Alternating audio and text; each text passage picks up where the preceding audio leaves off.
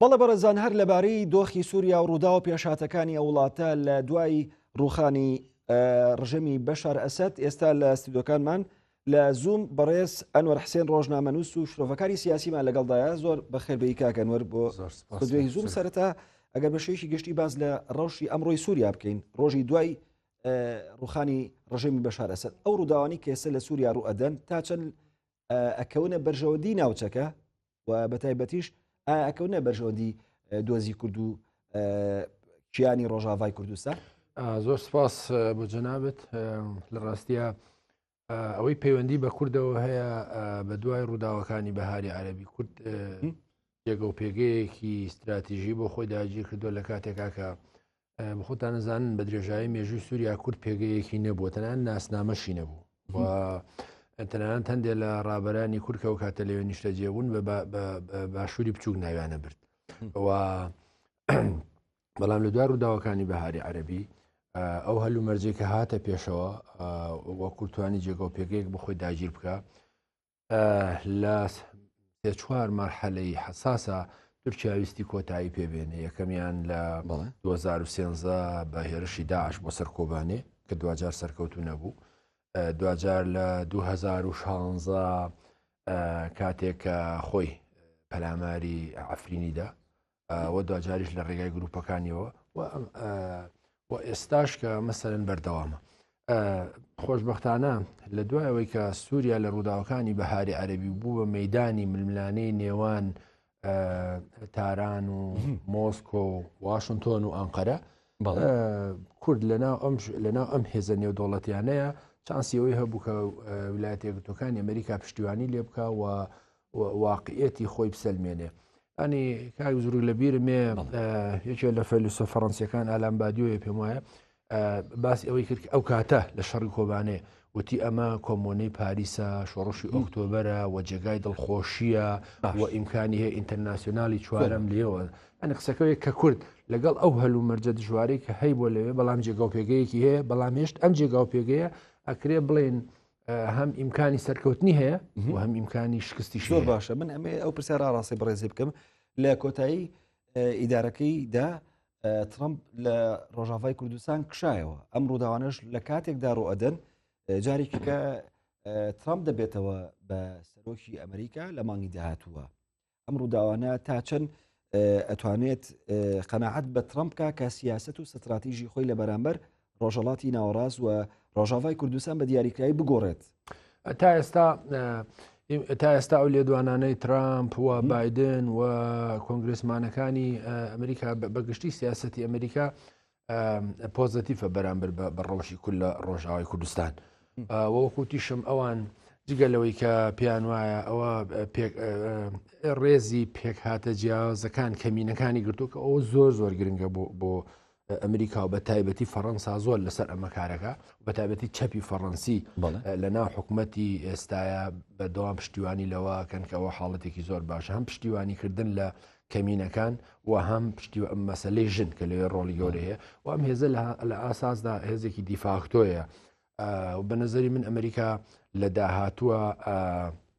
محکومە بەوەی کە پشتیوانی لەم هێزە بکە و لەناو ئەم خەریتە سیاسی ئێستا سووریا ئەبینین هیچ هێزێک نییە کە ئەمەنە مرونەتی هەبێ و هێزێک بێ واقعی بێەوە بتوانێت لەناو سووریایەکیدا توشا جێگە و پێگەیەک هەبێ بە قازانجی پرۆسی ئاشتی دیموکراتیزەکردنی سووریا و بێکێشەش بێ لە هەمان کاتە. بەڵام فاکتەرێک هەیە کە ئەمریکا زۆر لە بەرچاویەگرێ، ئەویش هەژمون و مەسەلەن امتیازەکانی تورکیایە. بەداخەوە کە تورکیا بەردەوام هێزە کوردیەکان و هەسەدەوەکو نەیاری سەرسەختی خۆی سەیرەکە، ئەوش بە دەلیلی ئەوەی کە ئەم دوو ناوچەیە هاوسنوورن بەیەکەوە و ئێستا هەرچەندە لەگەڵ ئەمریکیەکان لە 2007 ڕێکەوتووە کە 30 کیلۆمەتر سنوورەکانی ڕۆژاوای کوردستان ئەبێ ئەمنیەتەکەی لەژێر دەسەڵاتی تورکیا بێ. ئەنی لە گرێسپی و سەرەکانیەوە تا ئەوە ئێستا ئەم فشارانی ئێستاش لەسەر منبەج هەیە عەزاز و تا ئەفرین ئەو سنوورەی کۆنتڕۆل کردو. بۆچی؟ بۆی کە هێزە کوردیەکان نەگەنە سەر دەریای سپی ناوەڕاست. من پرسیارەکەم ئەوەیە بەپێی زانەرەکانی زووم لە چەند کاتژمێری ڕابردووە گروپە چەکدارەکانی نزیک لە تورکیا چوونەتە شاری منبجەوە کە یەکێکە لە شارە استراتیژیەکان بە نیسبەتی ڕۆژاوای کوردستان و لە ئێستادا لەژێر کۆنتڕۆلی ئەواندان و نزیکی 35 شەڕڤان گیانە لە دەستداوە لە بەرگریە. ئەمە تورکیا یاخود گروپە چەکدارەکان بەپێ هەڵگرتنی گڵۆپی سەوز لەلایەن ئەمریکا ئەتوانن پێشڕەوی بکەن لەشکری چەکداری بکەن؟ ئەنوستاز لەم حاڵەتانەیە هاوسەنگی هێز زۆر ڕۆڵی هەیە و ئەمریکاش پێم وایە بەردەوام لەگەڵ هێز مامەڵاکە و تورکیاوێ لەم هەلومەرجە کە هاتوۆتە پێشەوە بە تایبەتی منبەج کە منطقەیەکی وەکو جەنابەت باس کرد گرنگە و دیسانەوە تورکیا گومانی لەوە هەیە لەو ئاڵ و گۆڕانە دیسان ئەم هێزانە پەڕنەوە بۆ عەزاز و بۆ ئەفرین و مەترسی دروستکەنەوە لەسەر ئەمنیەتی تورکیا بۆیە پێی وایە ئەو منطقەیە کە لەوێ ماوە کۆنتترۆلی بکە ئەلەم هەلومەرجە دژوار و پشێوەیەکە هەیە ئیتر ئەو خەتە تەواو کۆنتترۆلەکەوێتە ژێر دەسەڵاتی تورکیاوە بۆیە بە نظری من ئەمریکا لەم مینای ڕاستە ئاگادارە کە بێدەنگە و لەگەڵەوەش مەسەلەن ئەختۆگە دیقەت بێ هێزەکانی سووریا دیموکراتیش هاتوونە خوارەوە لە دێرە زور ئەوانە و تا ئەلبوو و قایم و ئەوانە ڕەنگە مەسەلەن ئەمریکا ئەوەش چاپۆشی لەوەش کەواتە پرسیاری سەرکی ئەوەیە کوردانی ڕۆژاوای کوردستان ئاوات ناخوازنەوە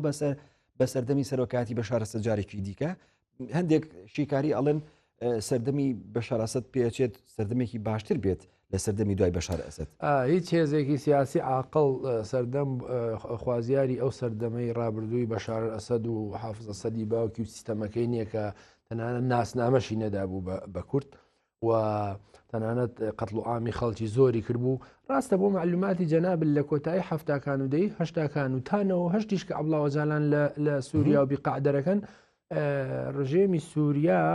کاراسانی زۆری بۆ پەکەکە کردبوو کە مەسەرەن هەموو کوردەکانی ژویان هەبوو کە لە سوپای چەکدار نەبن لە ناو ڕزەکانی گەریلا لە ناو پەکە ئەوش بە دەلیلی چی بە دەری فشار خستن سەر تورکیا ئەوە ڕاستە ئەوە تاکتیک بوو لە ڕاستیە بەڵام قسەکەوەیە کە ئەم ڕژێمە ئەوەندەی بۆ کورد خراپ بووە ئەوەندە مەسەلەن ڕەنگە بۆ پێکاتەکانی تر خراپ نەبوو بێ لەبەرەوە بە نەزەری من ئێمە ئەبێ واقعەتێک لەبەر چاو بگرین کاگوزن مەسە ئەوەی کە لە کوردستانی عێراق لە باشووری کوردستان لە دوای ڕوخانی بەعس هاتۆتە پێشەوە باشترە خراپترە و پێم وایە لە سووریا سەدقات باشترە بە دەلیلی چی بە دەلیلەوە ئەگەر لە عێراقا شیعەکان حاکمیەتی دووبارەی سونیەکان دووبارەکەنەوە و مەسە هێشتا کورد بە نایارەزان فشاری زۆرە خەنەسە هەرێمی کوردستان ڕەغمی ئەو کەم و کوڕیانش کە هەرێم هەیەتی و کاریگەری زۆری ئێرانی لەسەر لە سووریا ئەمە ڕوو ناداتەوە ئەنوەر معلومی بەڕێزی شتیانی ئەوەی جێ هەڵوەستە لەسەرکردنە ئەم گروپە چەکدارانە پێشتر کە پیانەوترا جەبهەی نووسرا بەرەی نووسرا یاخود تەحریری شام لە لیستی تیرۆری جیهاندا بوون ئەمە تا چەندێک ینی شیکارەکان بۆ ئاراستەیە بات کە ئایندەی سووریا ئایندێکی تیرۆریستی بێت یاخود هێزە تیرۆریستەکان گروپە تیرۆریستەکان زیاتر باڵا دەست بن بەسەریە مەترسیەکە لەسەر کورد لێرەوە دەست پێکات ئەمڕۆ یەکێک لە چاودێرانی سیاسی عەربی لە یەکی لە کەناڵەکان وتی ئەمریکا محەممەد جۆلانی خستو بۆ لیستی تیرۆرەوە 10 میلیۆن دلاریشی داناو ببەخشی بۆ کەسێ دەستگیریکە بەڵام کەناڵی CNN خۆیان مقابلەی لەگەڵەکە ئێتر وازەحە ئەزانین کە لە سیاسەتە ئەم شتانە زۆر واردە ینی لەم بابەتە ئەمریکا زۆر هەڵوێستی وای هەبووە مەسەن لە ڕابردوودا حرەکەی فارکی کۆلمبیا لە لیستی تیرۆر بوو بەڵام کاتێک گەگەنە ڕێکەوتنێک ئەم حرەکەی لە لیستی تۆ دەرهێنە سازمانی مجاهدین خەڵقی ئێران لە لیستی تیرۆر بوو بەپێی بەرژەوەندەکانی دەریەکە مەسەلەن تالیبان لە لیستی تیرۆر بوو کەچی مەسەلەن حکوومەتەکەی ئەشرەف غەنی تەسلیمەکە بۆیە لە ئێستاە ئۆستاز قسەکەوەی بەڕاستی ئەم هەلومەرجەی لە دیمەشق سووریا پێشهات دیزاینەرەکەی ئیسرائیلە دیزاینەرەکەی ئیسرائیلە جۆلانی لە لیستی تیرۆری ئیسرائیلە نییە دیزاینەرەکەی ئەو بوو کە هۆک ئەگەر بشپرسی بۆچی سەرکەوتنەکانی ئیسرائیل بە دوای ڕووداوەکانی 7 ئۆکتۆبر لە غەزە و سەرکەوتنی بەسەر حەماس و تێکشکاندنی بەسەر باشترین بیانوو بوو کە بتوانێت حەماس کۆتایی پێبێنێ و بپەڕێتەوە لە جنوبی لوبنان حیزب الله کۆتایی پێبێنێ و قایدەکەیان بکوژێ و هەشتا لە سەرکردەکانی بکوژێەوە دوایی بێتە سووریا بگەڕێ بە دوای کارکتەرێکە خۆی ئەیزانی مەسە خۆڕەنگە هێزەکانی سووریای دیموکرات باشترین کارکتەر بەڵامڕێزداوانە لەسەر خواست و بە ویستی ئیسرائیل لە چوارچەوەی گۆڕانکاری جوگرافیەکانی ناوچەکەیە زۆر باشە ئەو ڕووداوانی کە لە سووریا تا چەند ئەگەری هەیە پێریشکەکەی بگوازرێتەوە بۆ وڵاتانی دراوسێ بۆ ئوردون مەسەلەن بۆ عێراق کە تاسە لە ژێرە هەژمونی گروپە شیعەکانی نزیک لە ئێراندا چ مەترسیەکەیە لە ئێستادا لەسەر کەمتر ڕەنگە مەترسی لەسەر ئوردون هەبێ بە حکمی ئەو پێگەی ئەو بنکەی تەنەفکە ئەمریکیەکانی لێن و دوایەوە ئوردن جێگە و پێگە و موقعێتێکی گەورەی هەیە چ لای ئیسرائیل و چ لای ئەمریکا ئەوروپیەکان هەمیشە ئیپارێزن لەو مەترسیانی کە لەسەری هەیە بەڵام بەنیسبەت عێراق و بێگومان مەترسی لەسەری هەیە بەو تێڕوانینەی کە ئەم هێزە شیعیانەی ولای شیعی و هێزەکانی میحوەری سەر بە کۆماری ئیسلامی ئێران لە ماوەی ڕابردوودا چەندین جار هێرشی درۆنیان کردوتە سەر تەل ئەویب و ئیسرائیل وە بە نەیاری سەرسەختی خۆیان ێزان وە بە مەترسی گەورەیە زانن وە بێگومان عێراق ئێستا ئوستاس عێراق دوو تێڕوانینی سیاسی لە عێراق هەیە تێڕوانینێکیان هی سەرۆکوەزیرانە سۆدانی کە بەڕێی من زۆر بەعقلانی مامەڵاکە لەگەڵ ئەم بارودۆخانە و پێی وایە عێراق نەبێتە بەشێک لە ململانەیە عێراق نەبێتە بەشێک لە ململانەکانی نێوان ئەمریکا و ئیسرائیل لەلایەکە و ئێران لەلایەکی تر بەڵام نفوز و هەیمەنەی کەمە وەگیری خواردۆ بەدەست هێزەکانی هەشتی شعبی و میحوەر و بە خۆشتانەدان ئێران دەور و نەخش و هەژمونی زۆرە لە عێراقا بۆیە یعنی هیچ سیاسیەکی عاقل هیچ هێزێکی عاقل لە عێراقا لە هەر کوێیەکی دنیا ئیتر ناتوە ئەگەر بە منطق کار بکە نابێتە مەترسی یا با بڵێم فشار دروست ناکات لەسەر ئیسرائیل بچونکە ئەستاس دەرکەوت کە مەسەلە وتم لە بەڵام ڕۆژانە گروپە چەکدارەکان فەسیلە شیعەکان بە شێوەیەکی بەردەوام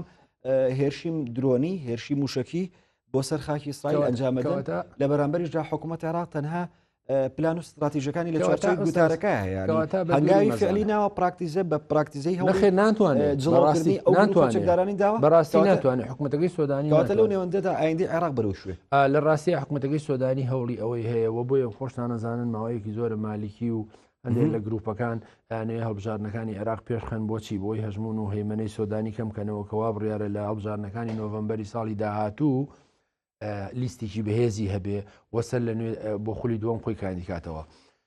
قسەکەوەیە کە ئەم بەڕاستی سۆدانی دەرەقەتی ئەم هێزان نایە لە واقعدا ئەم میلیشیانەی کە هەیە چووکە بەڵام قسەکەوەیە کە ئەوەی کە جەنابێت ئەگەر ئەم میلیشیانە بەردەوام لەسەر ئەم ڕەفتارانەیە چارە نووسی عێراقیش لە سووریا باشتر نابێت یا لانی کەم هێرشەکانی ئیسرائیل بۆ سەر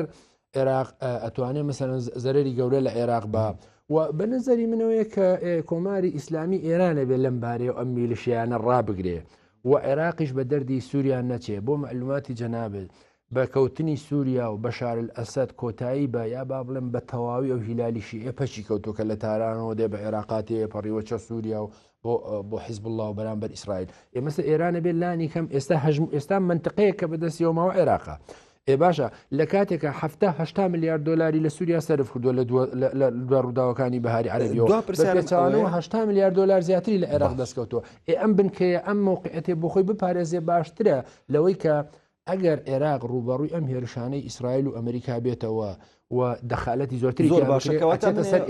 پرسیارە دوا پرسیار بکەم لێکەوتی ڕووداوانە لەسەر ئایندەی هەرێمی کوردستان قاوەڕێی هەرێمی کوردستان و بە دیاریکراویش ناوچە جێناکۆکان چییە بێت ئەگەر بەو شێوەیە پریشکەکە بگوازرێتەوە بۆ عێراق و گروپە چەکدارەکانیش بەردەوامن لە هێرشەکان لە ڕاستی ئەوەندەی کە پەیوەندی بە کوردی باشوور و ڕۆژاوە هەیە ئەو سنوورانە لەگەڵ پارتی دیموکراتی کوردستان و هەسە دەبەیەکەوە هاوسێن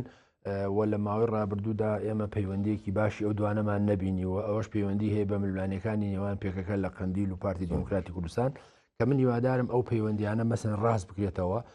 بەڵام گرفتێک لەم بینەیە هەیە ئەنەکەسە مەسەلەن پارتی دیموکراتی کوردستان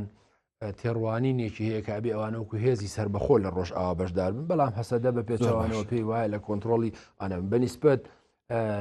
کۆی باشووری کوردستانەوە بە نەزانیم لە هەر کوێیەک پێگەی کورد بەهێز بێ بۆ پارچەکانی تش کاریگەری هەیە بەڕێز کاک ئەنوەر حسێن ڕۆژنامەنووس و شرۆفەکاری سیاسی زۆر سپاس بۆ ئامادەبوون زۆر سپاس بۆ زانیاری و ڕوونکردنەوەکانت کاکەنەوە